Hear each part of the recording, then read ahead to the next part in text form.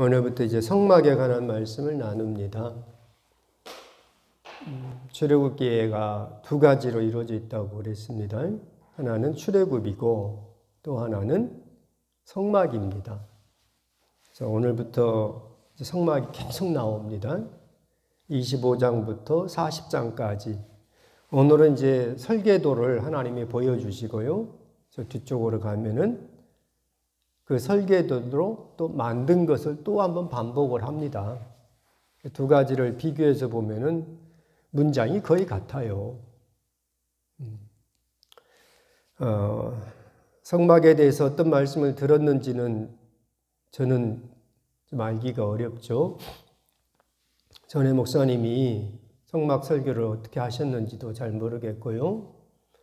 또 우리 성도님들이 성막에 대해서 어느 정도 아는지도 제가 잘 모르지만 어쨌든 오늘부터 시작하는 성막에 대해서 빠지지 말고 또 동영상 보시는 분들도 가능하면은 좀 끝까지 보셔서 이 성막을 말씀을 통하여서 주시는 하나님의 계시의 말씀을 우리가 꼭 좀 들었으면 좋겠습니다.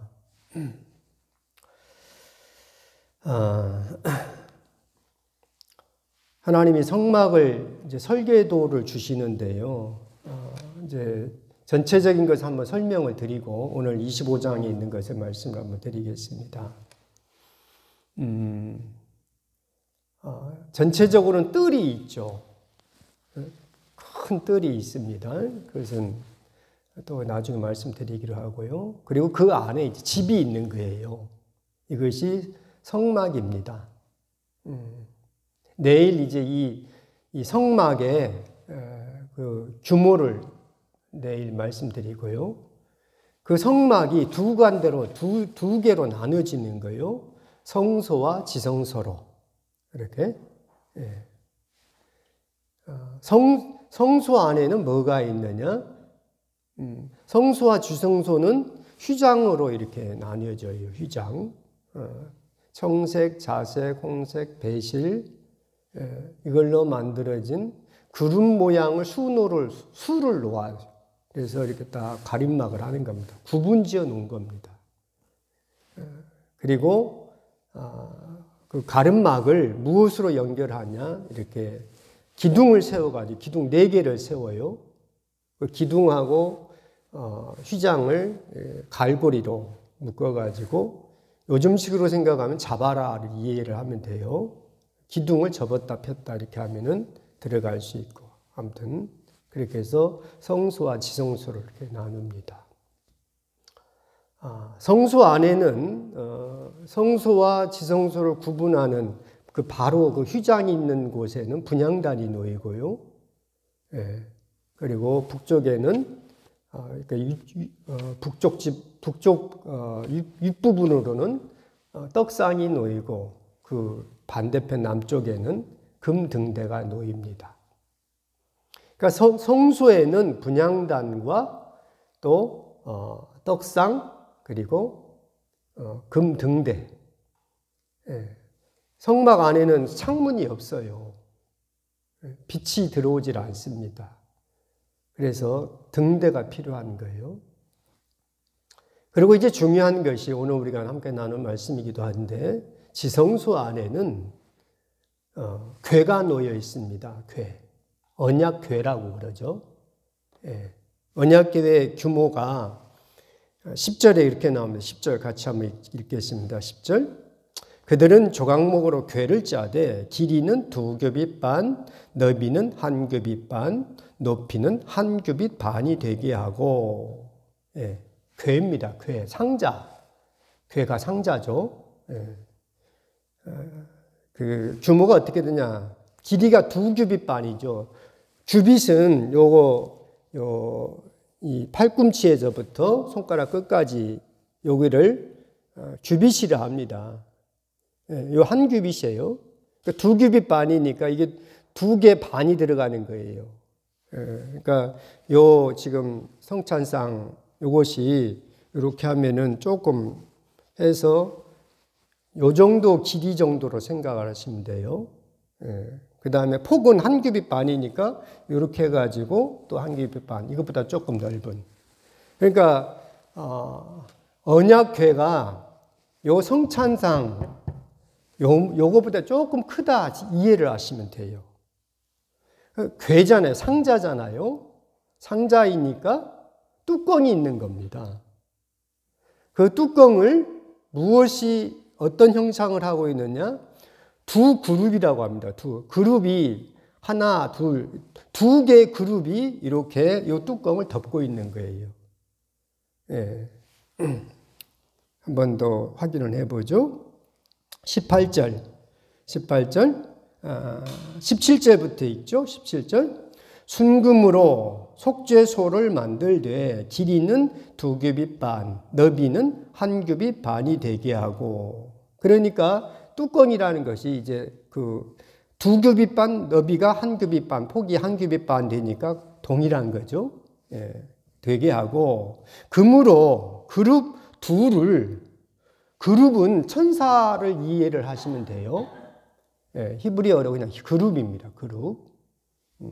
그룹 둘을 속죄소 두 끝에 쳐서 만들되 한 그룹은 이 끝에 또 한 그룹은 저 끝에 그 속죄소 두 끝에 속죄소와 한 덩이로 연결하라 그럽니다. 그러니까 그룹이 이쪽으로 그룹이 하나 있어가지고 날개를 이렇게 해서 하고 또 한 그룹은 이쪽 편에 있어가지고 이렇게 해서 어쨌든 둘이 연결돼 가지고 지붕 형식으로 이렇게 이 언약궤는 우리가 잘 아는 대로 증거, 하나님 언약판, 어제 우리가 친히 기록한 돌판 그 말씀을 나눴죠. 하나님이 친히 하나님 말씀을 써서 돌판에 써서 모세에게 준 겁니다. 이 돌판을 넣으라 이거예요. 이 상자 안에다가. 중요한 것은요, 이 언약궤에서 하나님이 말씀하신다 그럽니다.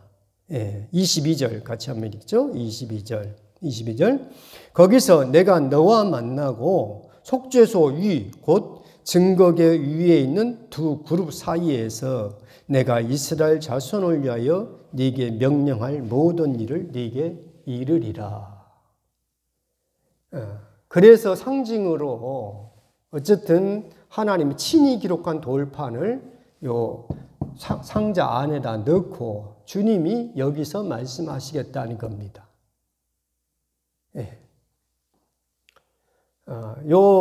이 언약궤 상자 안에는 그 증거 10계명이 들어가 있고요. 그래서 언약궤라고 합니다.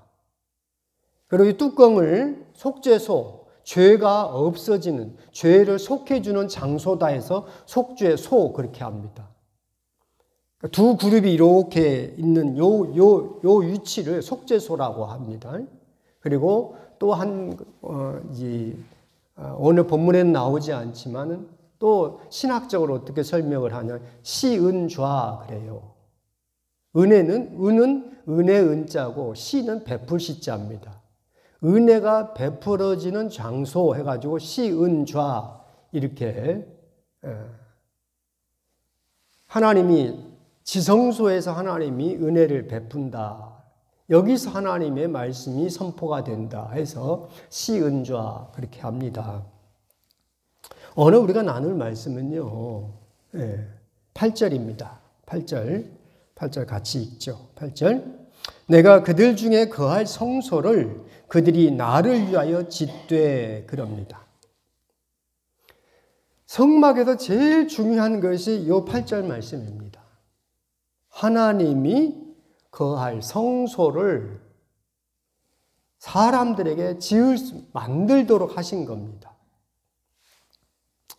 이제 잘 보셔야 합니다. 여러분, 하나님이 이스라엘을 출애굽시킬 때 그냥 빈손 들고 나오지 않겠죠? 그죠? 예. 이스라엘이 출애굽할 때요, 애굽에 있는 물품을 다 가지고 나옵니다. 오늘 그 물품의 내용이 이렇게 나오죠. 3절. 3절 같이 읽죠. 3절. 너희가 그들에게서 받을 예물은 이러하니 금과 은과 녹과 청색, 자색, 홍색 실과 가는 배실과 염소털과 붉은 물들인 수량의 가죽과 해달의 가죽과 조각목과 등유와 관유에 드는 향료와 분향할 향을 만들 향품과 호마노며 에봇과 흉패에 물릴 보석이니라. 이것을 이스라엘 백성들에게서 받아서 이것을 가지고 이제 만드는 겁니다. 여기에 들어가는 금의 그 무게가, 금의 이 양이 엄청납니다. 오늘도 우리가 언약궤하고 또 떡상 이것만 봐도 또 금 등대를 한 달란트로 쳐서 만들려고 합니다.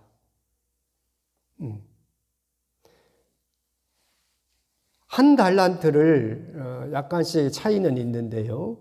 제가 조사한 바로는 68kg 이렇게 나와요. 시대마다 달란트의 무게가 달라요. 다윗 시대하고 모세 시대하고 이것이 약간씩 차이가 있죠. 그렇죠?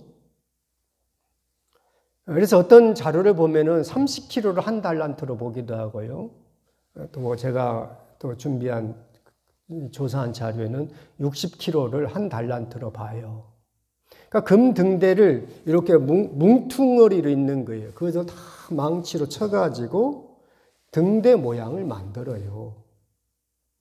부어서 그 금을 다 녹여가지고 주조로 해가지고 금 7가지 이게 가지로 해가지고 등잔을 7개를 그렇게 하지 않고요. 다 칩니다.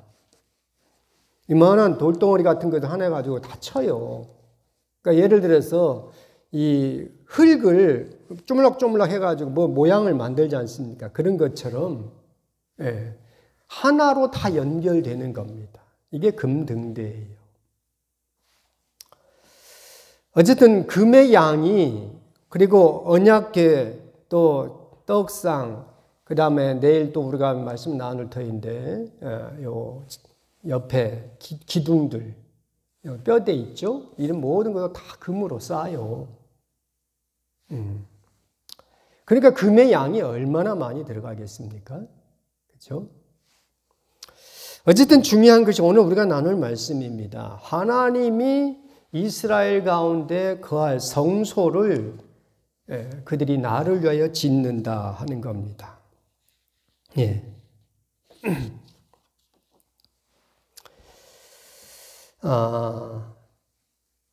하나님이 우리 가운데 거하시겠다는 겁니다.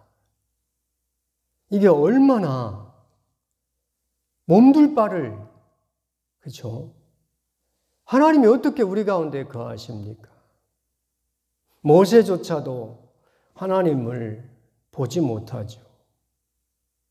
모세가 하나님의 얼굴을 보여달라 하니까 야, 나 보고 살 사람 없어. 그래서 주님이 등을 보여준다 그러죠.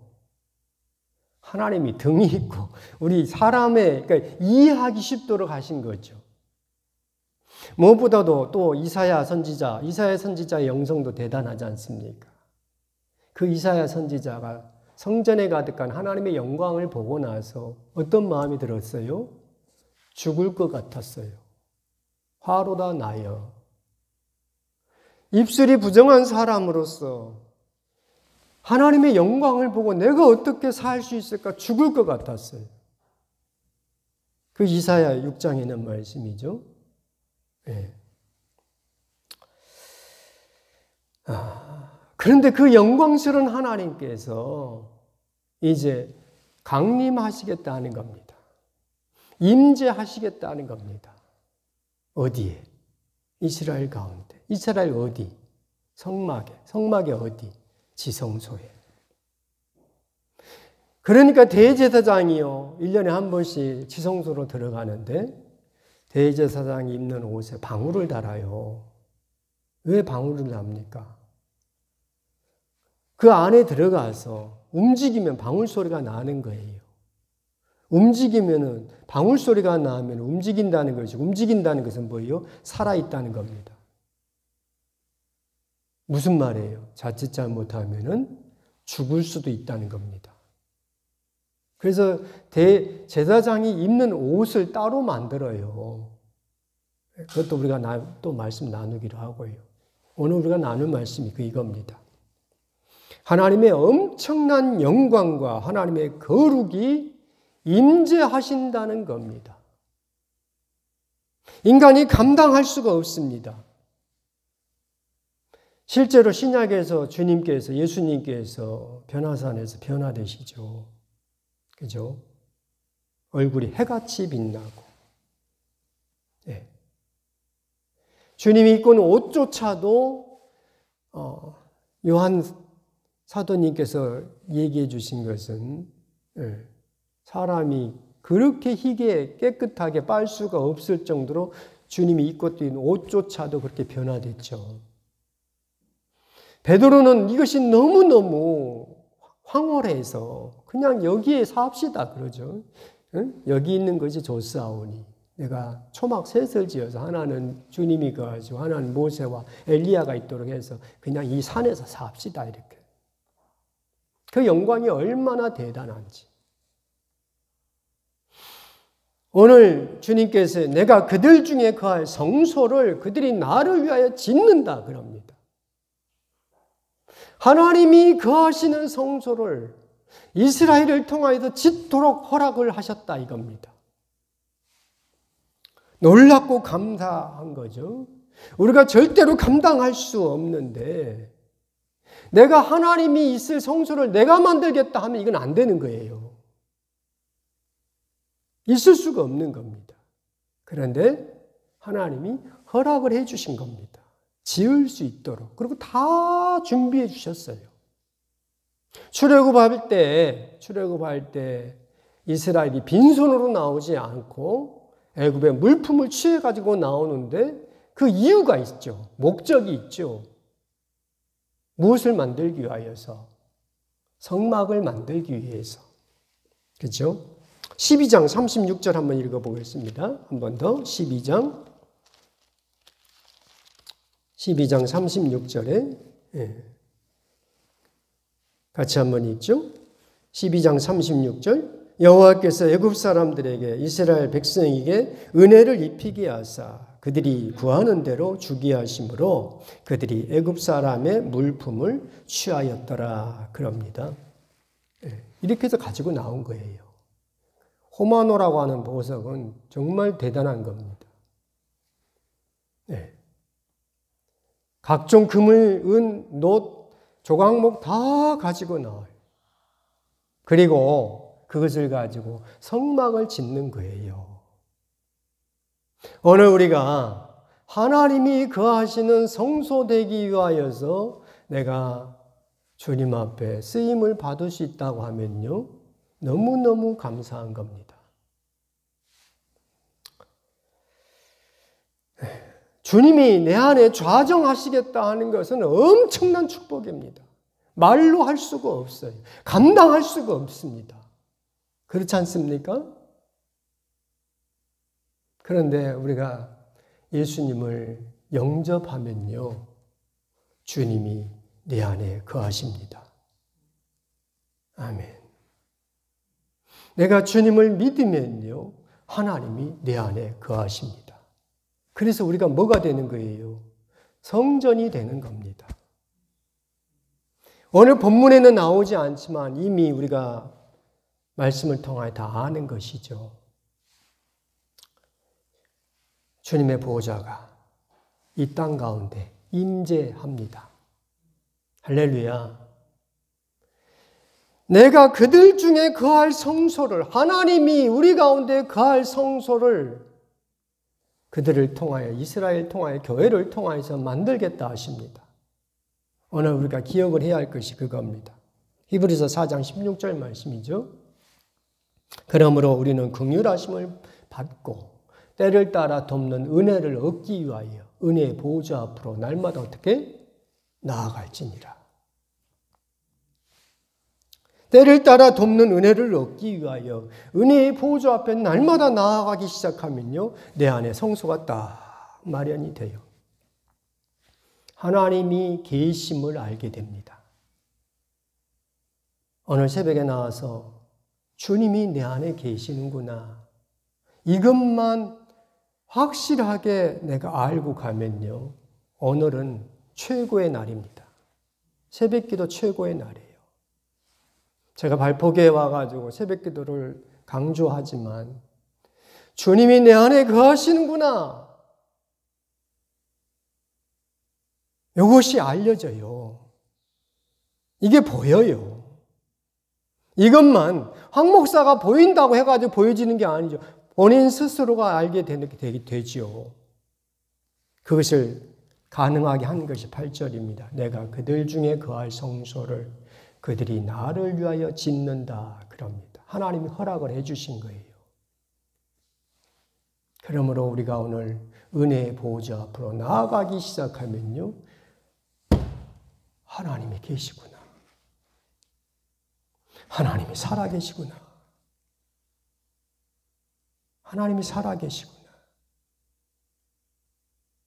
돌아오는 주일에 이 말씀을 나누려고 합니다. 하나님이 어떻게 살아계시는가를. 오늘 성막에 제일 중요한 겁니다. 내가 그들 중에 거할 성소를 그들이 나를 위하여 짓도록 하나님이 허락하시고 모든 것을 다 준비하시고 설계도도 주시고 일꾼도 주시고 그 일꾼들에게 성령 충만하게 하여서 하나님의 영을 충만하게 하여서 그것들을 만들게 하십니다. 그리고 실제로 하나님이 성막 가운데 임재하니까요, 40장에서 모세가 성막에 들어가는데 하나님의 영광이 얼마나 큰지 서 있을 수가 없었습니다. 오늘 주님이 내 안에 계시는구나, 주님이 내 안에 말씀해 주시고 빛을 비춰주시고 내게 생명으로 역사해 주시는구나 하는 것이 보여지고, 그래서 하나님 앞에 은혜의 보좌 앞으로 나아갈 수 있는 우리 모두가 되기를 바랍니다. 기도하겠습니다. 거룩하신 하나님 아버지, 은혜를 감사합니다. 주님이 우리한테 거하심으로 말미암아 엄청난 축복을 얻게 되었습니다. 인간이 엄청난 도약을 이루게 되었습니다.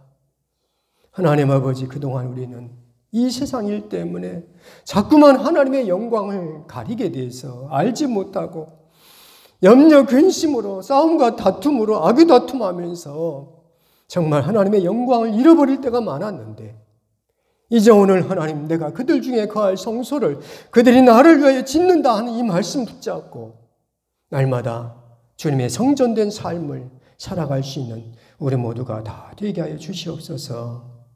하나님 아버지, 언약궤를 통하여서 속죄소와 또 은혜가 베풀어지는 쉬운 자가 우리 성전된 우리 마음속에서 온전히 이루어져서 날마다 주님을 모시고 이 어둠을 비추는 하나님의 사람들로 우리를 세워주시옵소서.